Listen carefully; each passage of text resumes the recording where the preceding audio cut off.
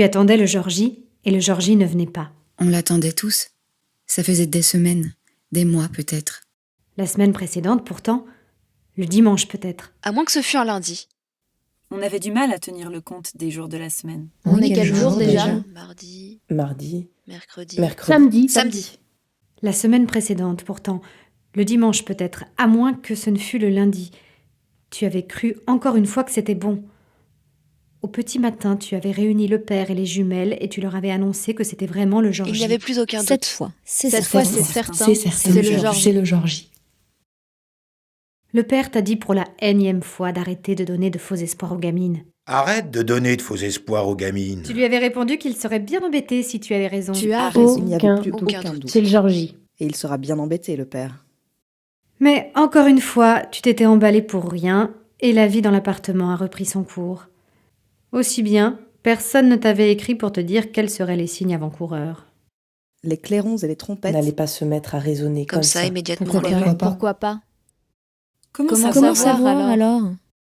5 jours plus tard, tu reviens à la charge, autour de la table du petit déjeuner. Cette fois, c'est la bonne. c'est sûr. Cette fois, c'est la bonne. C'est la bonne. Les jumelles se dévisagent. Comme à son habitude, le père hausse les épaules. Plusieurs fois, tu y avais cru. Avant, c'était quoi ?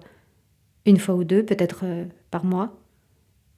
Mais là, tu le ressentais plus souvent. À chaque fois, tu y croyais. C'était le jour J. Et à chaque fois, forcément, tu étais déçu. Ça te ruinait ta journée. Les gamines étaient excitées comme des mouches à viande. Elles couraient partout en criant Le jour J, le jour J, le jour J. « Le jour J, le Ça jour J !» m'empêche de me concentrer sur les actualités qui passent à la télévision. Le jour J. Et à chaque fois, tu as dû ravaler ton optimisme. Car les heures avaient succédé aux heures, les jours aux jours, et rien n'avait changé. Le jour J n'était pas venu. Mais cette fois, c'est différent. S'ils le souhaitent, tu es prête à t'agenouiller devant eux pour qu'ils te prennent au sérieux. Tu caresses délicatement la nuque du père. Je te le dis, je te le redis, c'est le jour J.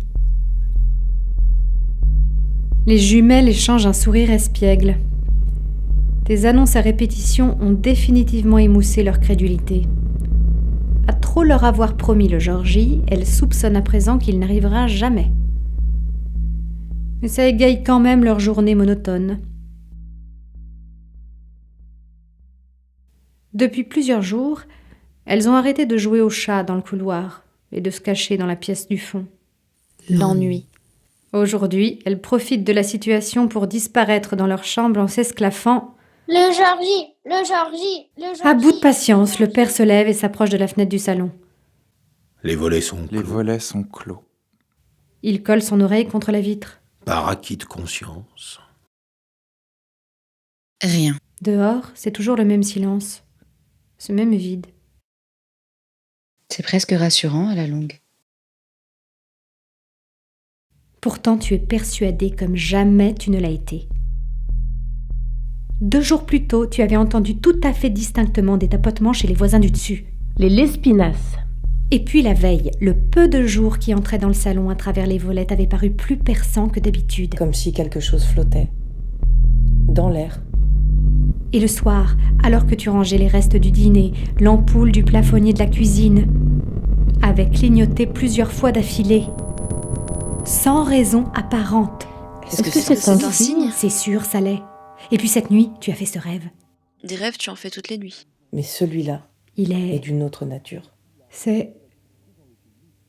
Il ne t'en reste que quelques bribes. Une sensation. Mais qu'importe. Mais qu'importe. Ça a suffi pour achever de te convaincre. Cette fois, c'est sûr. C'est le jour J. Oui, c'est sûr. C'est le jour sûr. J. Sûr, c'est le jour J. Le père s'assoit dans son fauteuil. Face à lui, la télévision déverse sur son visage dur ses éternelles palpitations bleutées. Un cœur qui bat régulièrement. Une boucle. continuellement. Et nous le dirons le jour où ça arrivera. Tu sens l'énervement monter. Il ne prend même pas la peine de te regarder. Je ne veux plus te regarder.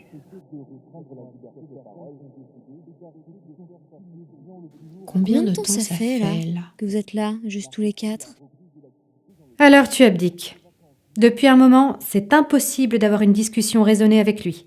Ces images qui défilent du matin au soir à l'écran ont forcément des effets sur sa santé fragile. Ça l'empêchera même de voir les signes le jour où le Georgie finira par venir. Tu retournes dans la cuisine et tu essaies de te souvenir quand vous aviez entendu parler du Georgie pour la première fois. Est-ce que c'était le père qui en avait entendu parler à la télévision ? Est-ce que ce mot était une invention des filles ? Ta mémoire se perd dans un passé vide, composé de ces journées parfaitement identiques. Toujours parfaitement identiques. Est-ce qu'on l'appelait autrement ou l'a-t-on toujours appelé le Georgie ? Tu ne sais plus. Peu importe d'ailleurs. L'important c'est qu'il arrive. Après toutes ces semaines, ces mois d'attente, cette fois, c'est bien le Georgie. Tu en es sûre ? Sûr. Pour contenir ton excitation, tu entres dans la chambre des jumelles. Elles dessinent beaucoup ces temps-ci. Vole, vole, petit oiseau, nage, nage, pointe dans l'eau. Tourne, tourne, petit moulin, frappe, frappe, petite main. Sur une feuille blanche qu'elles ont laissée tomber sur la moquette, tu aperçois une sorte de cercle orange au milieu duquel se tient une silhouette. Elle aurait pu être celle d'un ange. Et si c'était un ange ? Laquelle de vous deux a fait ça ? Tu demandes avec curiosité. L'une leva la main. Tu sais ce que ça veut dire ? Tu demandes. Que c'est le Georgie ? Répond mécaniquement l'autre à la place de sa sœur. Tu te relèves brusquement. Ta conviction est faite. Le père peut bien râler autant qu'il le veut. Tous les signes vont dans le même sens.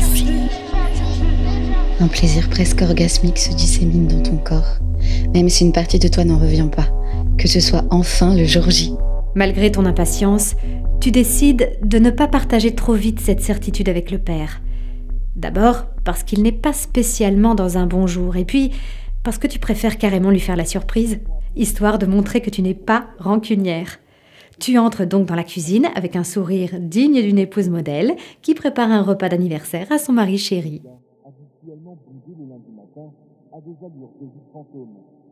À la télévision, les nouvelles sont navrantes. Si au moins il parlait d'autre chose de temps en temps. Mais quel que soit le programme, c'est toujours les mêmes informations qui tournent en boucle. Une boucle. Tu l'entends pester dans le salon. Est-ce qu'ils nous prennent pour des cons ? Oui. Affirmatif. Sans aucun doute.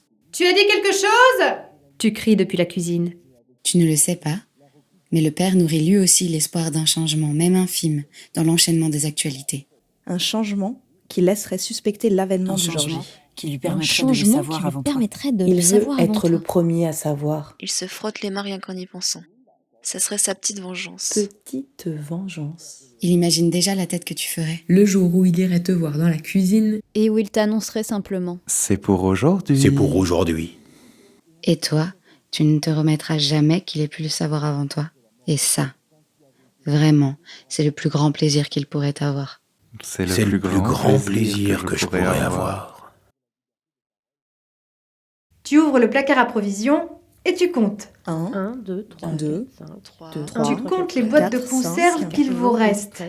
11, 12, 13, Vous n'allez pas mourir de faim tout de suite. 32, En 33, vérité, vous pouvez 34, survivre 33, presque indéfiniment. 4, 35, Tu jettes un regard méfiant derrière toi 10, et tu déplaces 5, doucement 4, le double 3, fond. 7, 2, 6, À tâtons, 1, 2, tu t'assures que ton trésor est toujours en place.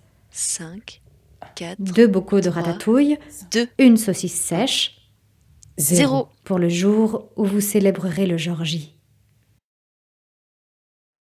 Ce n'est pas exactement ce qu'on appelle un repas de fête, mais ça changera de ces lentilles cuisinées et de ces pêches au sirop qui composent le menu de chacun de nos repas.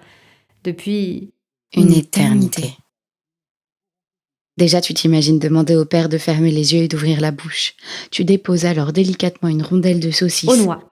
Une rondelle de saucisse aux noix du Périgord, délicatement tu déposes sur sa langue et d'une voix suave tu dis « C'est le Georgie. Tu n'arrives pas à croire que ça va avoir lieu ce soir. Demain midi, au plus tard, c'est sûr. Rien ne presse. Aujourd'hui, demain, peu importe. Du moment que c'est imminent.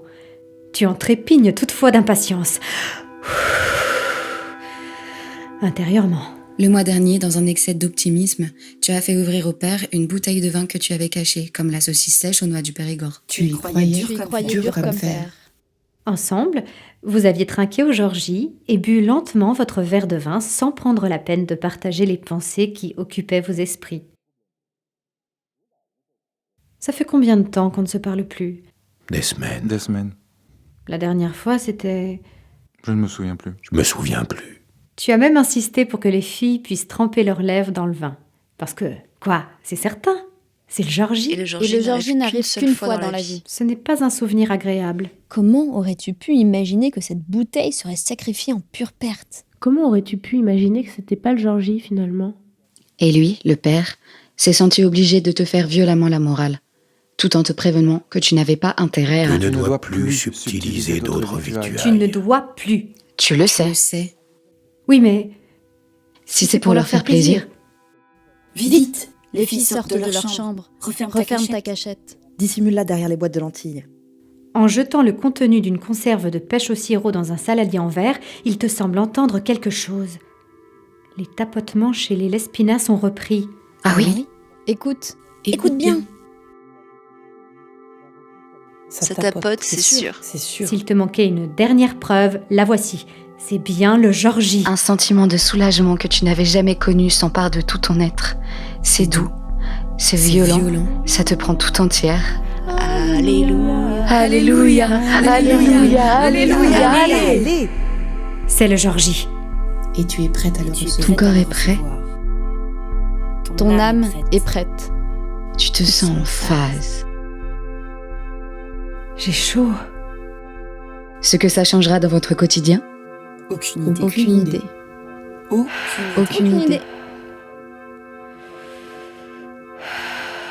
Le pire, c'est l'attente. C'est l'attente. Tu te dis à toi-même. Encore, s'ils avaient donné la date du Georgie dès le départ, vous auriez continué à vivre normalement comme si de rien n'était. Mais qu'importe. Maintenant que le moment est venu, tu as un mal fou à te retenir. Tu veux crier ta joie dans tout l'appartement. Retiens-toi. Attends. Quand tu entres dans le salon, les jambes flageolantes. Les jumelles sont assises à côté du père. Tous trois ont les yeux rivés sur l'écran. Ça ne s'arrêtera donc jamais. On lui montre les mêmes images que d'habitude. Toujours les mêmes. Une boucle. Tu lances un clin d'œil à l'une. Mais elle t'ignore. Seul le flux des images la préoccupe. Que peux-tu contre le flux des images ? Le soir arrive et rien n'a changé. Tu te mords les lèvres. Le trac. Pourtant, tu ne doutes pas. Il n'est pas question de douter de quoi que ce soit. C'est une question d'heure à présent. Et du reste, vous pouviez bien patienter une nuit encore. Après toutes celles que vous aviez déjà passées ici, à attendre. Tandis que tu sers des assiettes de lentilles au père et aux jumelles, tu penses aux 2 bocaux de ratatouille et à la saucisse sèche dont vous allez tous vous régaler le lendemain au déjeuner. Le père trouve le moyen de se plaindre du repas. Je n'en peux plus. Je n'en peux plus. C'est Franchement, c'est pas... Mais toi, tu ne te formalises pas de ces sarcasmes. Tu as l'habitude. Et puis, chacun a sa manière de supporter l'attente qui n'en finit plus. Tu pouffes discrètement en pensant aux secrets que tu vas bientôt leur révéler. Qu'est-ce que t'as encore ? En d'autres circonstances, tu te serais mise à pleurer, mais là, la remarque te glisse sur le dos. Et tu réalises alors que c'est le dernier repas que vous partagez avant le Georgie. L'angoisse te prend. Tu contemples tes filles, ta famille. Qu'est-ce qui va ta se passer famille. Ensuite ? Tu te dis qu'elles sont trop jeunes pour connaître une vie Après le pareille. Georgie. Tu te dis qu'elles sont trop jeunes pour connaître une vie pareille. Tout ça doit être très difficile pour elles. Peut-être qu'il vaudrait mieux pour elle, pour nous, que le Georgie attende un peu. Un petit peu. Un tout petit peu. Vous n'êtes pas si mal, là, non ? Qu'est-ce qui va se passer ensuite ?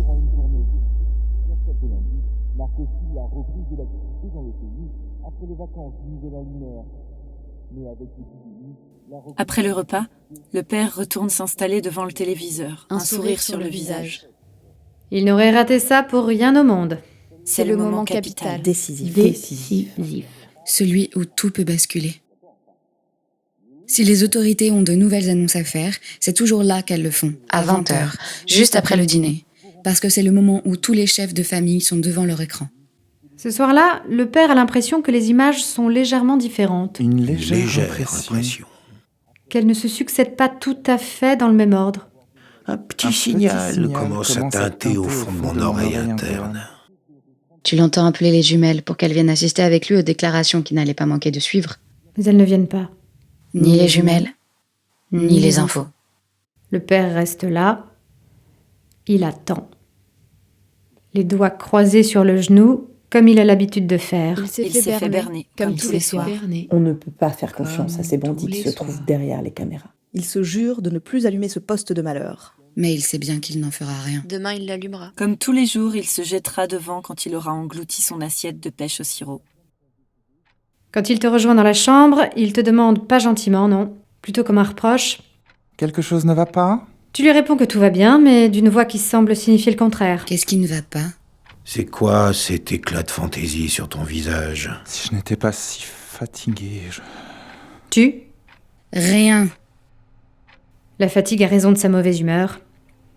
Il s'endort. Toi, tu n'arrives pas à trouver le sommeil. Tu essaies d'imaginer à quoi va ressembler le jour qui vous attend. Tu repenses aux jumelles, aux cercles orangés.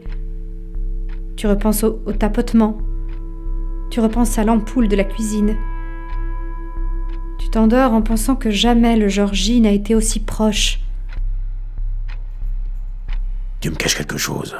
S'inquiète le père le lendemain matin. Quand il te rejoint dans la cuisine.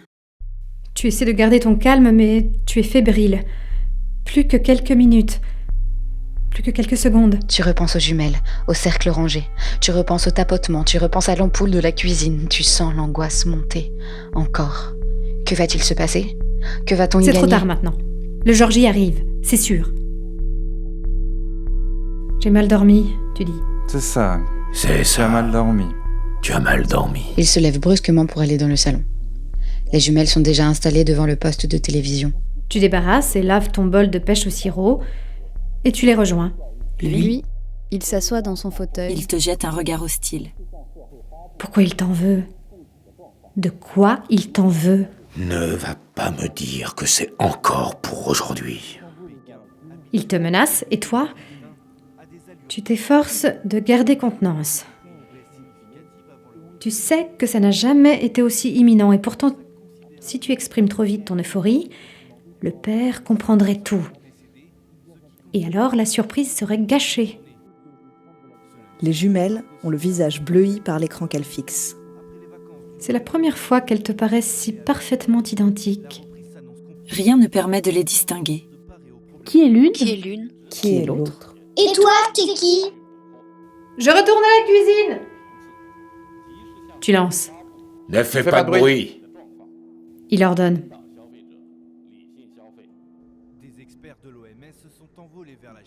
L'une fait remarquer que les images diffusées ce matin sont les mêmes que celles qui étaient diffusées la veille. C'est les mêmes images qu'hier. C'est toi qui ne sais pas faire la différence. L'une et l'autre partent se réfugier dans leur chambre. Pour ne plus avoir à supporter les éternelles récriminations du père. Elles se mettent à dessiner. Tu penses qu'elles ont de l'imagination? Mais regarde bien. Elle dessine toujours les mêmes formes abstraites. Pour ne pas se fatiguer à devoir inventer autre chose. À quoi bon? Tu entres dans leur chambre. Contrôle de routine. Juste pour vérifier ce que tu sais déjà. Elle dessine une silhouette d'ange. Un cercle orange.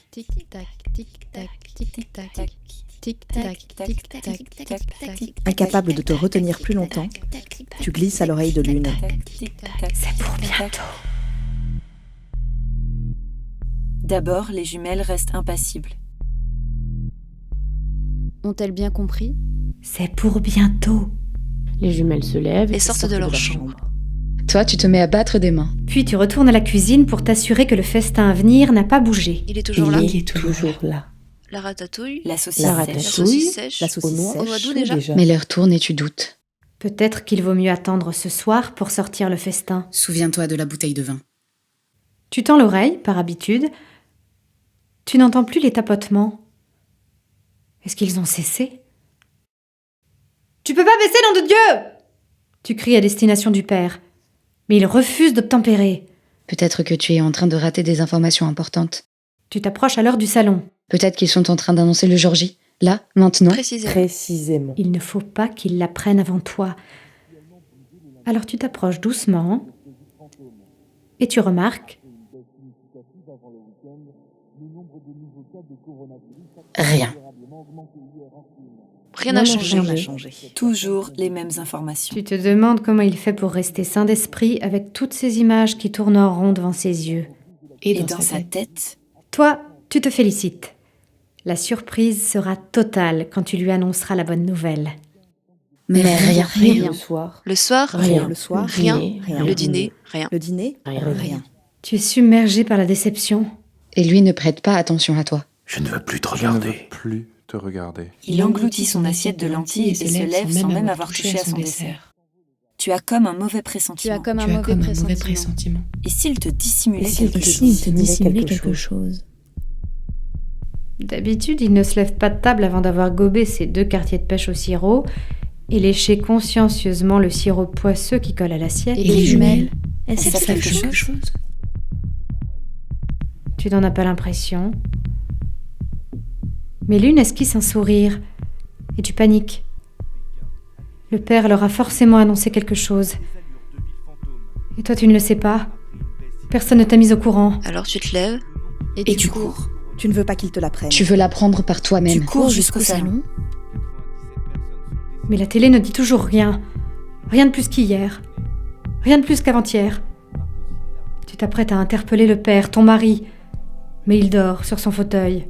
Sa lèvre supérieure se tord ridiculement à chaque inspiration. Expiration. Hop, ça tord. Ça tord. Expiration. Hop, ça tord. Tu le regardes, soulagé. Expiration. S'il avait su quoi que ce soit, il ne dormirait pas, non? Toi, tu dormirais si tu savais quelque chose?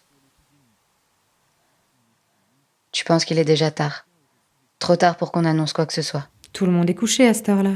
Qu'est-ce que ça change après tout? C'est quoi? Une nuit de plus. Une nuit parmi 100. Une nuit parmi 1000. Alors tu te couches. Tu fermes les yeux. Tu souris en imaginant la tête qu'ils feront, tous, quand ils apprendront demain que c'est le jour J. Tu tends l'oreille le plus loin possible. Mais tu n'entends rien. Ni les tapotements des Lespinasse, ni le monde extérieur. La télévision elle-même semble s'être éteinte.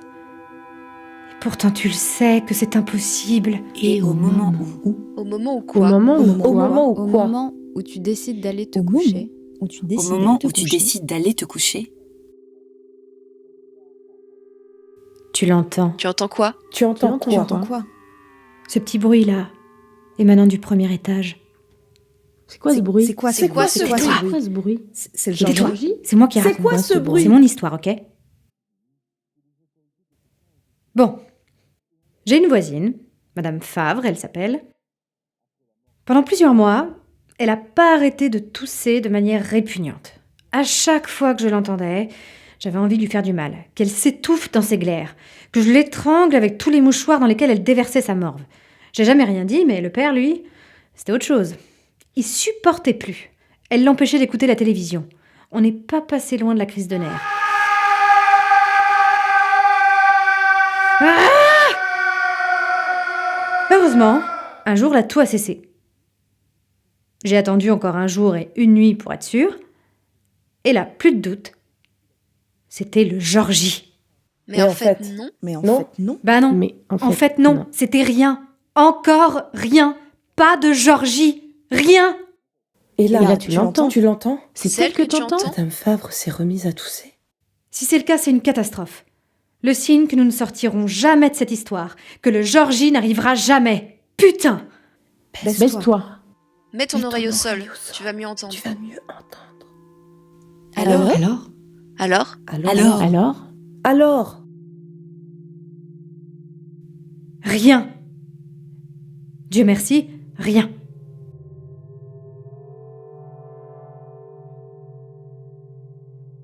Les filles, quand vous aurez fini vos dessins, allez vous coucher. Bonne nuit mes chéris. Maman vous aime très fort. Et le père? Tu ne lui dis rien? Je préfère lui garder la surprise. quand il se réveille, Le père ne sait plus très bien si les images qui s'agitent devant lui, encore et encore, appartiennent au rêve ou à la réalité. Mais rapidement, il en reconnaît certaines qui avaient déjà été diffusées plus tôt dans l'après-midi. Il se dit en se levant que si des nouvelles déclarations doivent être faites, ce ne sera sans doute ni le lendemain, ni le surlendemain, et probablement pas dans la semaine en cours. Si de nouvelles déclarations doivent être faites, ce ne sera sans doute ni demain, ni après-demain. Probablement pas avant la semaine prochaine. Si de nouvelles déclarations doivent être faites, ce ne sera sans doute ni demain, ni après-demain. Probablement pas avant la semaine prochaine. D'ici là, la mère va certainement le bassiner encore avec le Georgie. Elle va encore me bassiner avec le Georgie. Il craint que ça n'empire, et qu'elle ne lui fasse bientôt le coup un jour sur deux. Je crains que ça empire. Bientôt, elle me fera le coup un jour sur deux. Il quitte la pièce en laissant quand même le poste allumé, au cas où quelque chose se passerait pendant la nuit. On ne sait jamais.